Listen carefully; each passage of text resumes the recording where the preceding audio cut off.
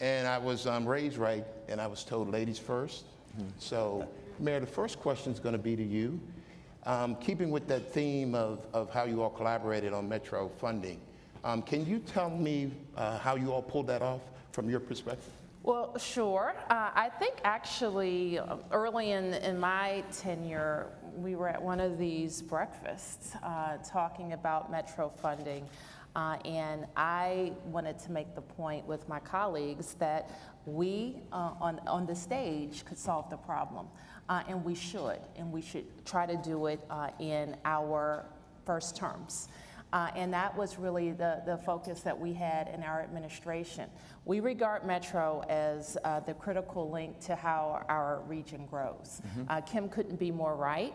I believe too that we're the most important region in the nation, but one thing that will stifle our growth is gridlock. And we have to, if we're going to grow, be able to move the people that we have and the businesses that we have and the visitors that we have, and continue, in our case in DC, to welcome 900 people every month that move to our city. So Metro is not a nicety or a luxury. It's a necessity for how our region grows. And because we prosper in so many ways, among us, we had the opportunity to look within our jurisdictions to figure out how we could be a part of the regional solution. The last thing I'll say, Tony, is we really had a roadmap to get there. And I want to credit Paul, and I want to credit our CFO, Jeff DeWitt, who really focused on what are the real needs, how can we break these down into bite sizes that each jurisdiction can commit to each and every year, how can we leverage what our taxpayers are willing to give, and give Metro the $1.5 billion it needs over the next 10 years to get our system where we want it to be, and to demonstrate to all of us that in order to grow, we're going to need to do even more. Governor Hogan, from your perspective, how was the effort to collaborate, and how did you get it done from your I think it's one of the things that I'm most proud of, the fact that we all work together to make this happen. I mean, Metro is so critically important to the entire region. We didn't start out in the same place, but we ended up with a great compromise, and everybody got it done. And I want to thank both of my colleagues here today for all the hard work they did in their jurisdictions. Thank the legislature in Maryland for working with us. You know, everybody knew that there was this huge shortfall and this hole we had to dig out of at Metro, and we had to figure out a income stream and a way to pay for it. And I know there was a proposal on the table for a regional sales tax increase that I didn't think was going to have any possibility of passing in Maryland or in Virginia. So I proposed that we just come together. I proposed a four-way split, that Maryland, Virginia, the district, and the federal government each put up $125 million per year in a guaranteed revenue stream. The federal government did not step up to the plate, but both of our partners here, we all came together and dug even a little deeper and did a three-way split of $167 million a year, which is not an easy thing to do. But I just want to take my hat off to both of my colleagues here. It really took a joint effort. It's so important to the region, and it would not have happened without everybody working hard and doing their part to make it happen. Governor Northam, are there other opportunities that you can see in the transportation area where there can be collaboration amongst the three jurisdictions? Absolutely, and you know, just as Mayor and Governor Hogan said, this Metro is vitally important to the economy of Northern Virginia and Greater Washington, and our largest challenge, my largest challenge, was getting buy-in from the legislators from across the Commonwealth, because I heard, what's that got to do with the Southwest of Virginia or the South Side? But the discussion that we had, and the point that I really tried to sell to folks, it was, this is not only about the economy of the Greater Washington area, Northern Virginia, but it affects all of Virginia, just as our ports do, just as our airports do. So we were able to get the legislators, and I see a lot of them here today, and I thank you all for your support. Are there other areas that we can work on in collaboration? Absolutely, and I think one of the areas that we need to address is how we get to and from across the Potomac River. And we certainly have the American Legion Bridge. We have Long Bridge where a rail travels across, so we need to reach out, work with folks in Washington and in Maryland and get those projects done as well. One thing I don't want you to do is get rid of the ferry, Yes, sir, we won't. because it's a perfect way for the golfers in the room. If you play Raspberry Falls, you can take the ferry over and play and get 36 holes in. So don't get rid of the ferry. But you know, I think to your point, and as we attract businesses, and that's really where the rubber meets the road is, you know, good jobs here in this area, and we certainly want to do everything that we can to reach out to our millennials. A lot of millennials don't care about having an automobile. They want to get to and fro on other forms of transportation, and so we really need to focus on taking care of them and being able to attract people to this area. But you chuckle a little bit about the ferry, but we should remember that we can connect all of our jurisdictions by our new water taxi. Serving Alexandria, Georgetown, and over to the wharf and to National Harbor. So now I think it's starting out as an idea that is a lot of tourists are using and people are using for entertainment. But I see a day when it is a viable commute option for people who are traveling to work. Very good. So transportation is always a big elephant in one of these rooms when we have these forums. Another big elephant in the room, which we should know something about soon, we hope, is Amazon HQ2.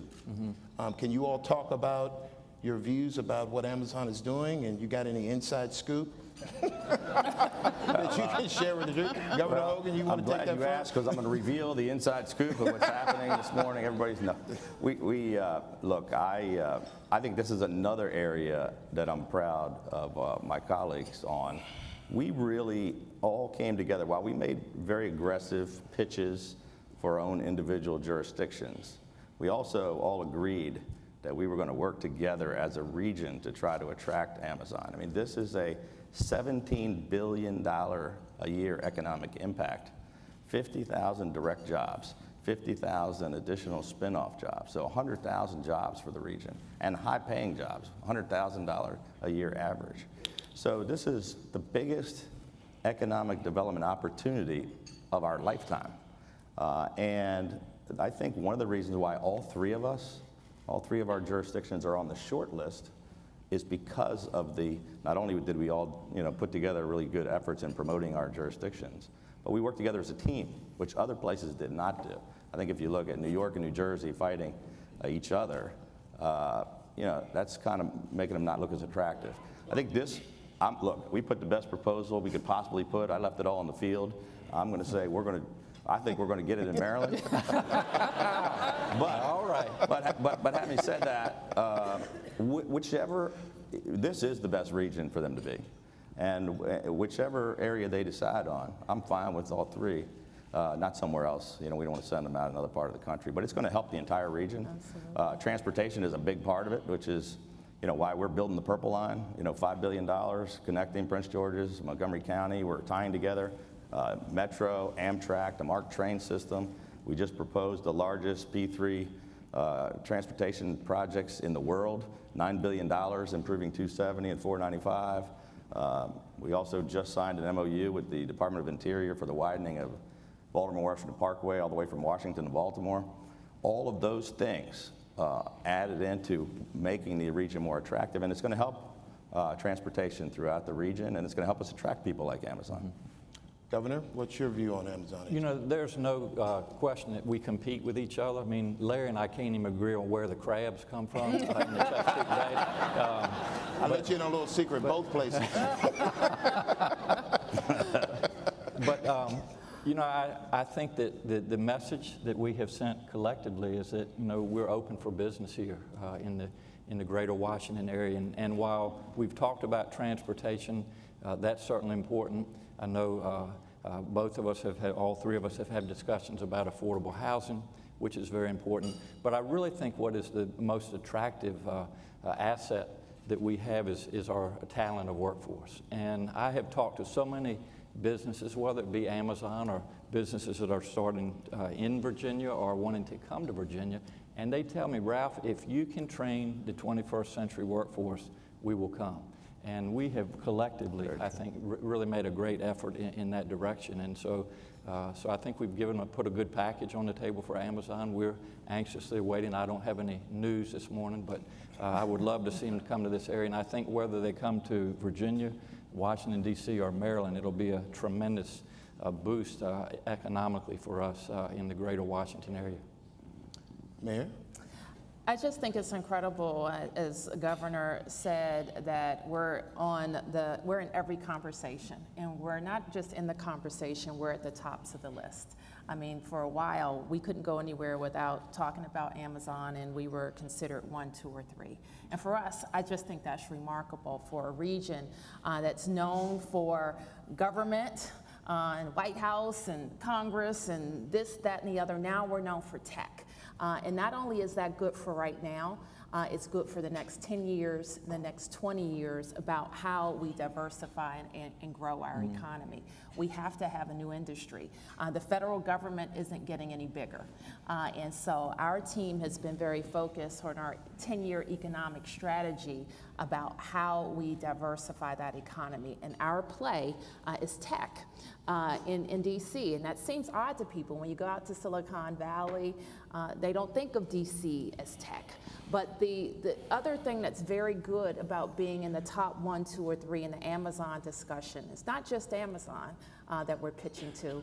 We're pitching to other businesses too, so that they hear about our talented workforce and our transportation network and our nightlife and culture and museums and rivers and recreation.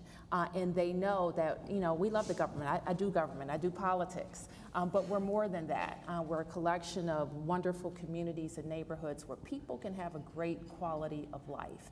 And that's another real benefit of the Amazon discussion. And I had the opportunity, we all did, to sit down with the execs, and they love this area, by the way.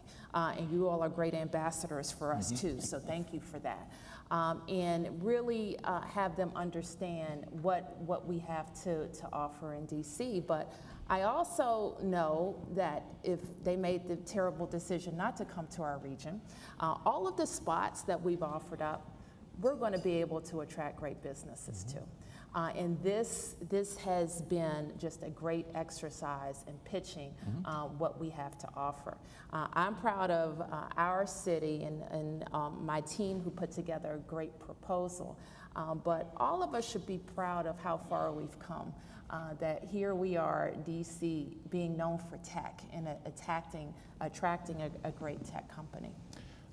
Yeah, just Let me just follow up on that, the mayor said, 'cause absolutely. I agree with that completely, and it really is about the talent. I mean, we have some of the most, in the whole region, we have some of the most educated workforce in America. We've got great universities.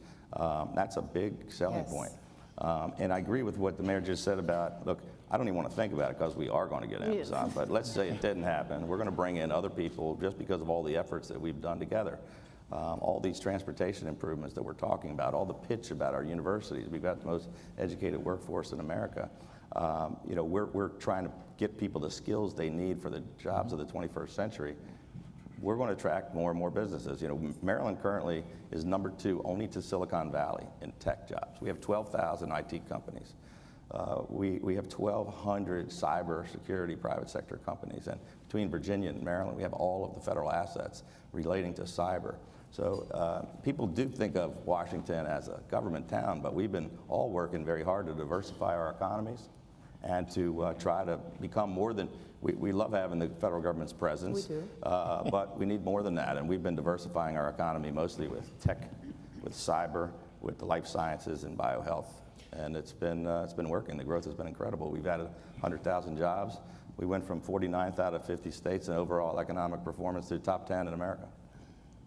So you all have all talked basically at full employment right now, and there are still some gaps There are. in the talent pool. I think if you polled the room, they would tell you that they probably have a bunch of jobs that they're not seeing the qualified people for to take them.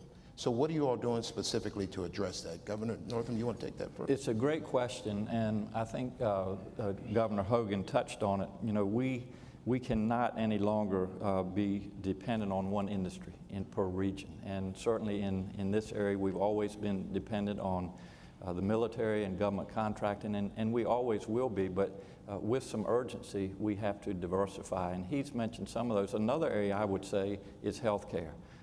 What's going on with Inova right now with personalized healthcare? We've got Johns Hopkins, which is where I trained, Children's National. I also did some training there. We have a great opportunity. Personalized healthcare, precision healthcare is really the future of healthcare, and we have a great opportunity in this greater Washington area to really promote that. So the answer to your question, we actually have a workforce development officer that is in my administration, and really what we're focused on is communicating with the business sector and the education system and saying, what does your business need? What type of employees do you need? And then accommodating them by training those individuals for those particular jobs. And one of the things that we really need to focus on, there's a lot of automation now, so there are still a lot of jobs there, as you mentioned, but they're very different jobs than for example, when I grew up. So we've really got to, I think, get past the stigma that, it's almost like if our children don't go to a 4-year college or university, they're not going to be successful. But there are just so many jobs right now that the training can be accomplished through community colleges, through apprenticeships. And so we really need to communicate with our businesses and then be able to train those individuals for those 21st century jobs. Mayor, are there any ways that you all could be working together collaboratively again on this whole tech talent or talent shortfall that we see? I think we can. We can certainly do more together. I think that the governor is absolutely right that we have to make sure. Now, while we are at, many people think, full employment, we all know that there are pockets in our population that are far from it. And that we have a lot of opportunities to get people in better paying jobs, career paths, so that they can afford to live in our region.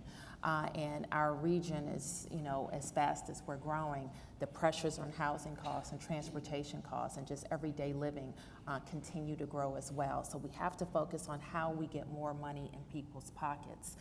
We can just look around this room if we just think about some of the investments that we're supporting. Metro will spend $1.5 billion a year. So who's going to do that work? Washington Gas and Pepco and others, our DC Water spending $4 billion on tunnels. So we have a lot of opportunities for people to do good, hard, blue-collar work that requires training, that will put them in jobs that are paying upwards of $80,000 to $100,000 a year. And the family can make it in our region and live well on that kind of pay. So I think that we all have an opportunity to refocus and rebrand in some ways what was known as vocational training and just preparing people for those people who won't go on to college to go into work in a good paying job that allows them career growth. So I think synergies between our community colleges are important. Apprenticeships programs are certainly important, but the business community also coming up with these solutions that we can help with, but having a good job at the end of training is sometimes been missing. And so we want to help make sure we have prepared workers, and we need the business community to help us make sure that there is a vacancy, a job to put a regional worker in. This is one of the biggest issues for all of us, in that the economy's growing. We're all cutting our unemployment rate, but there's still people who are missing out. We have about 80,000, even though we created 100,000 jobs, we could fill 80,000 more tomorrow if people had the right skills.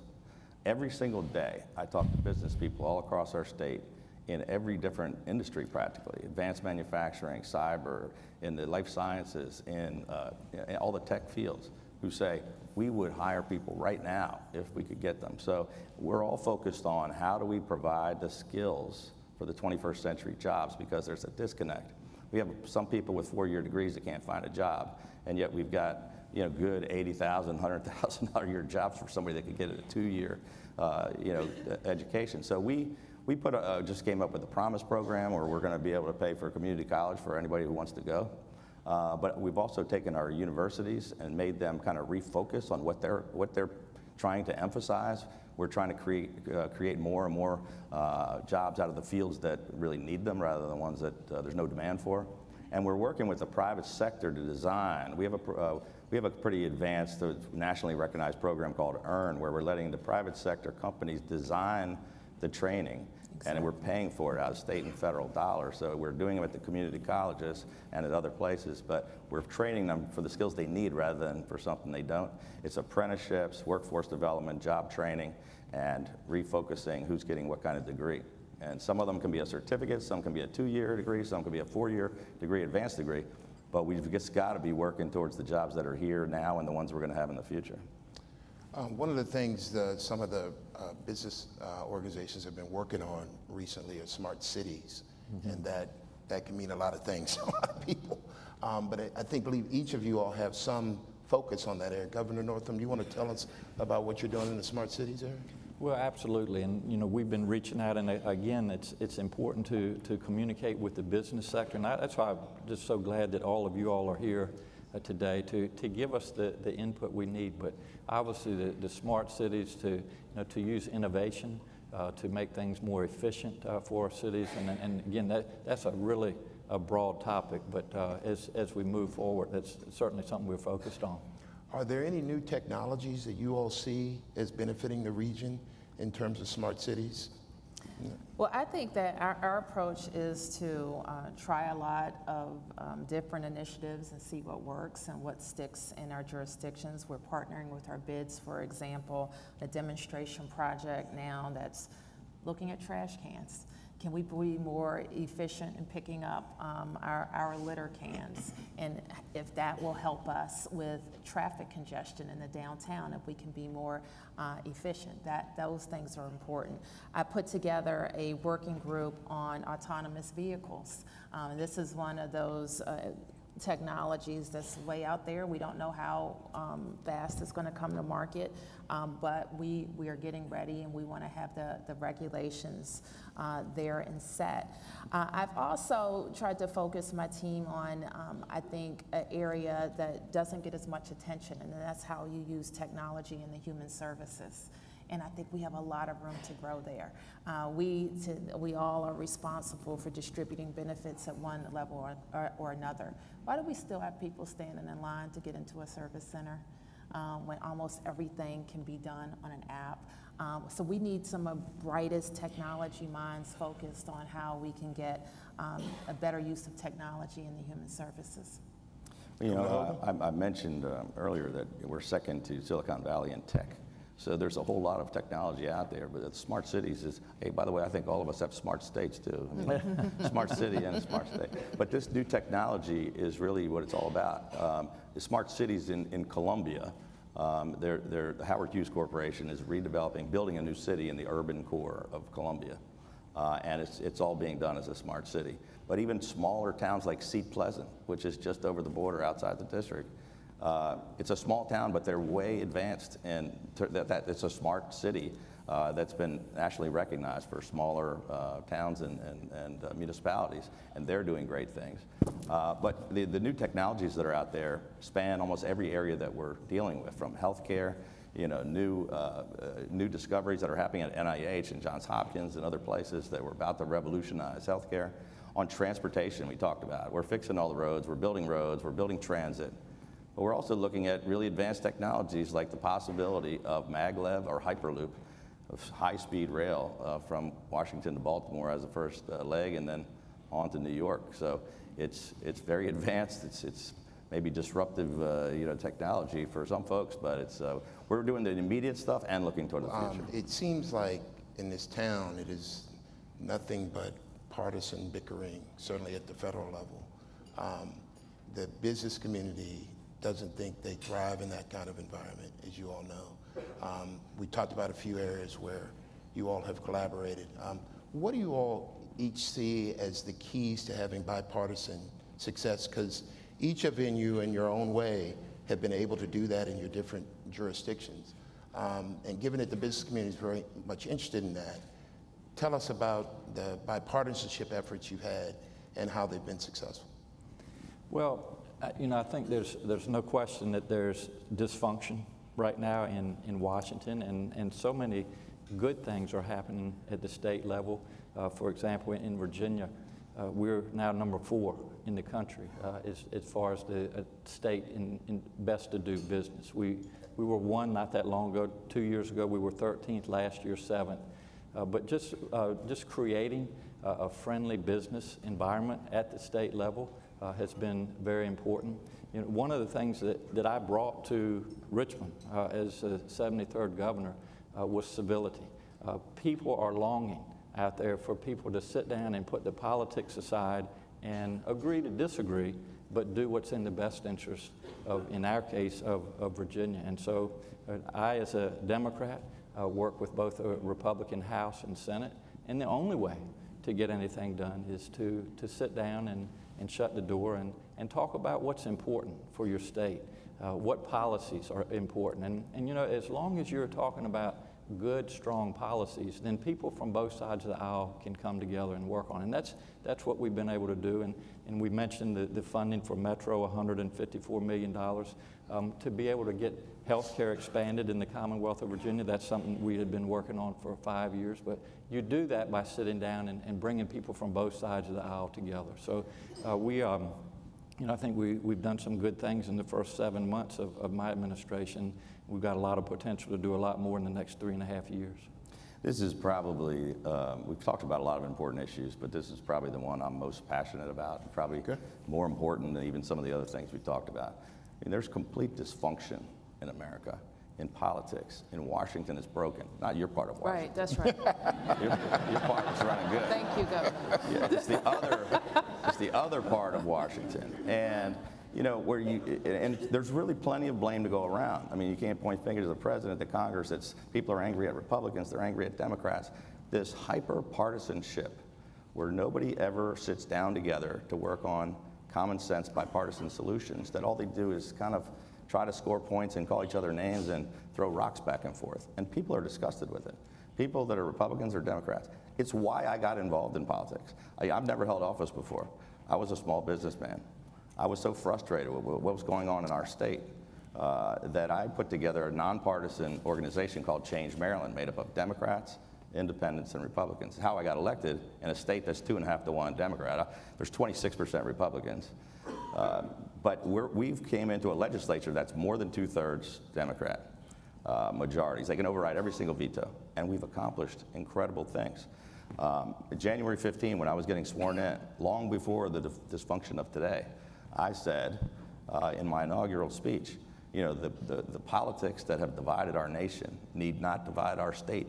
And I want to usher in a new era of bipartisanship. And that's what I've done for 4 years, trying to bring people together to just focus on fixing the problems. I was just at a couple of the services for Senator John McCain. He's the same kind of person. It's what we're missing in politics today. I think everybody here would probably agree, regardless of you're a Democrat or Republican, that we ought to be working together and solving the important problems that face us. And that's what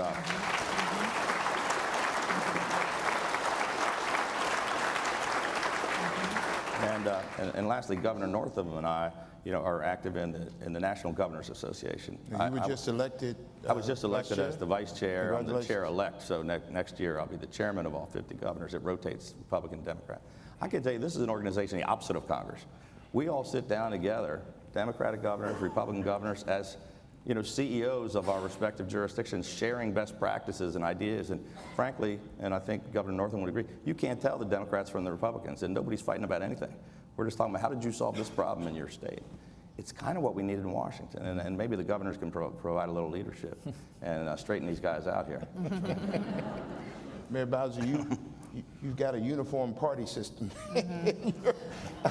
but you've also had to compromise and Well, we're unique, first of all, as everybody knows. We have city, county, and state functions. And in many ways, it's just the best system for us. We have a unicameral legislature of 13. Jack Evans is with us today. And we also have a unique relationship with the federal government.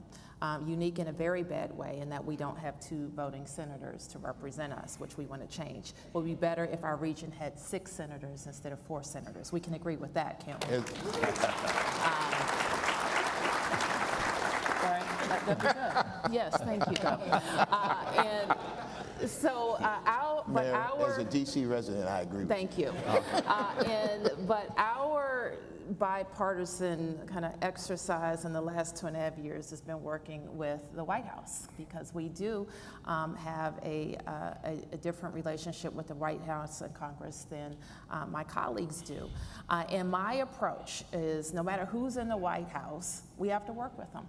And it's just that simple. And no matter how different you are, there's usually something that you can find in common to work on. Now, we do not in any way compromise on our values, and we spent the last 2.5 years talking about what those DC values are.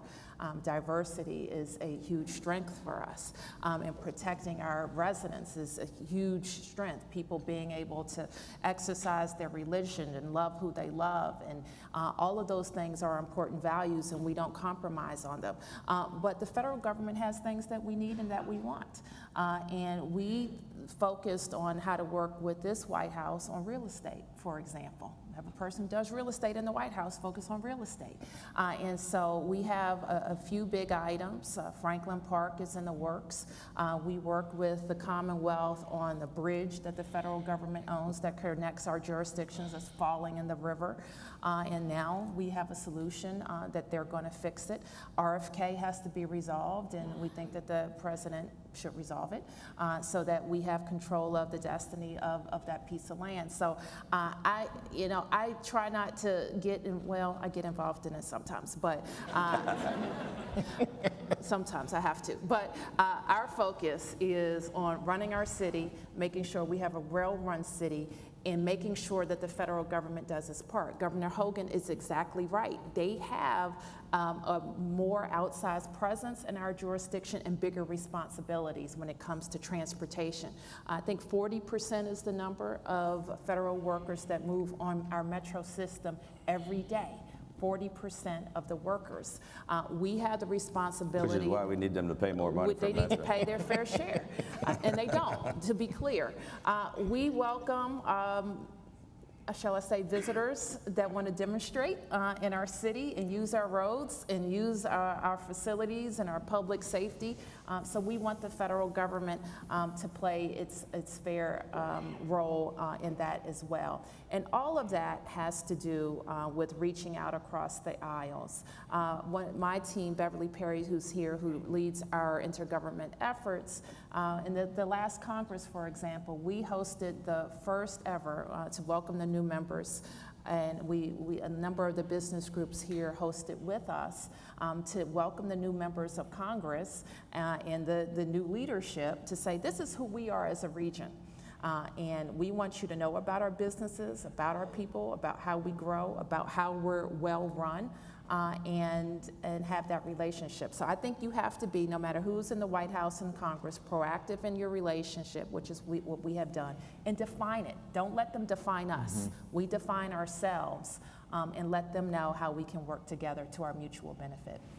Tony, if I could Yes, just follow up go ahead. on a comment that the governor made regarding the National Governors Association and how we do work in a bipartisan way. But there are issues that all of our states deal with, and rather than reinvent the wheel, for example, in Virginia, let's go to other states and see how they're dealing with different issues. And one of those that we have, I think, really made a lot of progress, and we've still got a lot of work to do, but is the opioid crisis. And in Virginia, last year we lost 1,227 Virginians to opioid overdose. And so to be able to go to other states and say, what's working for you, what's not. And one last thing I would say, when we talk about business development and driving the economy, we've talked about cybersecurity and biotechnology, but one of the areas is in data collection. And there is a tremendous amount of data out there that we're not taking advantage of. And what reminds me, we're using that for the opioid crisis. And so to be able to collect good data and then how to analyze that data is just an opportunity for businesses to grow in this area. So I just wanted to make Governor, that let me point. just on the opioid thing, which I know wasn't part of the discussion, but I'm glad you brought it up because it's one of the most important problems facing the country as far as I'm concerned. This is killing people and tearing apart families and communities from one end of the country to the other. And the NGA has been doing a great job of focusing on it. And Maryland was recognized as the best practices for our opioid efforts by the National Governors Association. We've got an even bigger problem. We had 2,000 Marylanders die last year, more than shootings and traffic fatalities added together. And I was the first governor in America to declare a real state of emergency. We've invested $600 million. We've gone after this from every single direction, from education and prevention and treatment and interdiction. And we passed tougher gang laws and tougher sentences for repeat violent offenders. And so it's continuing to grow. We actually bent the curve downward on prescription opioids and on heroin.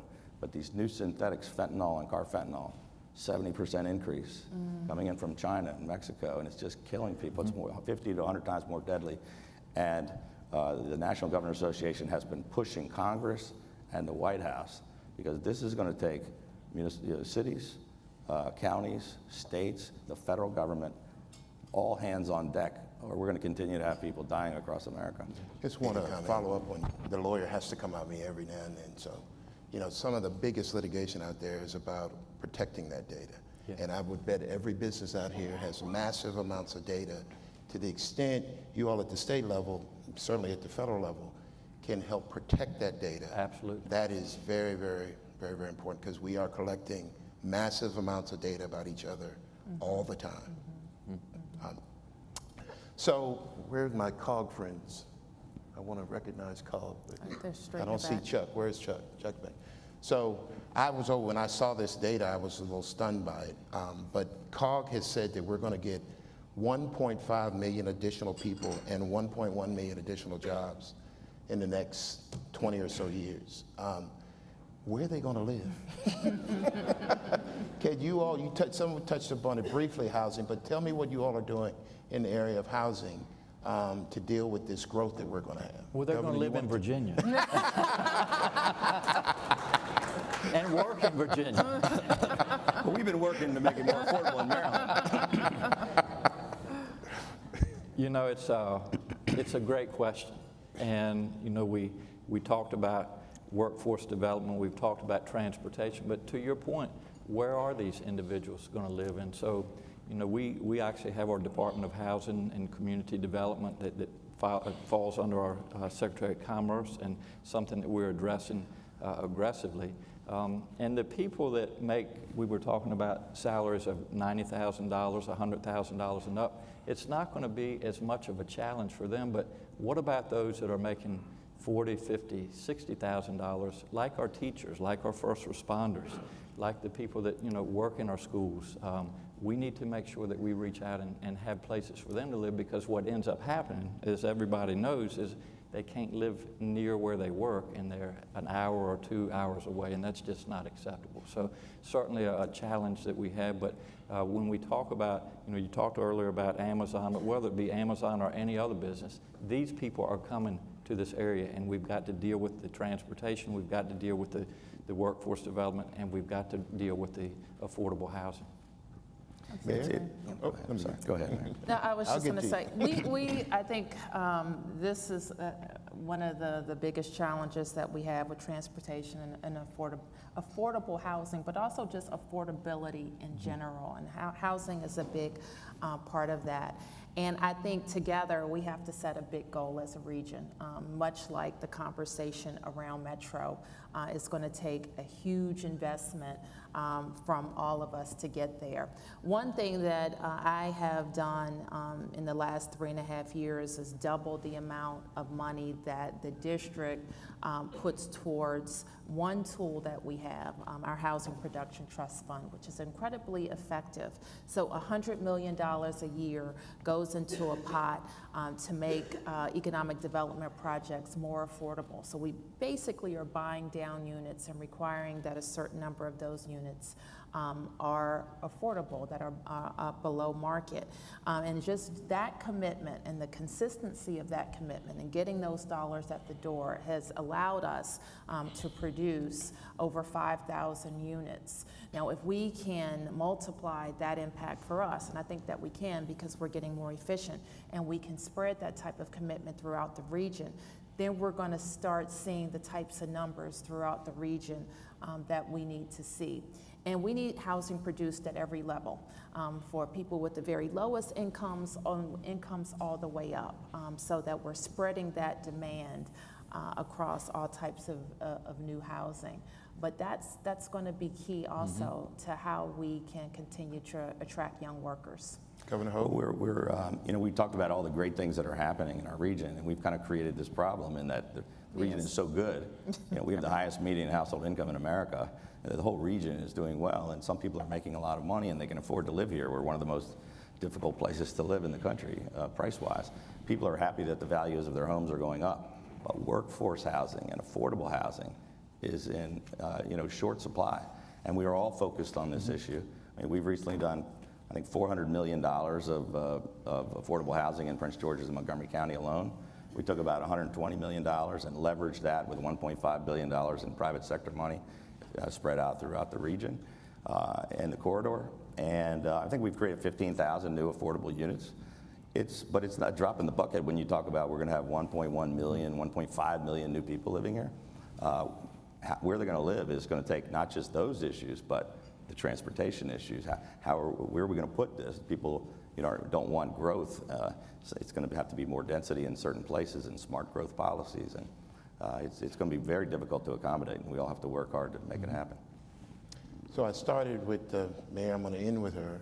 The most important question in the room: how's Miranda?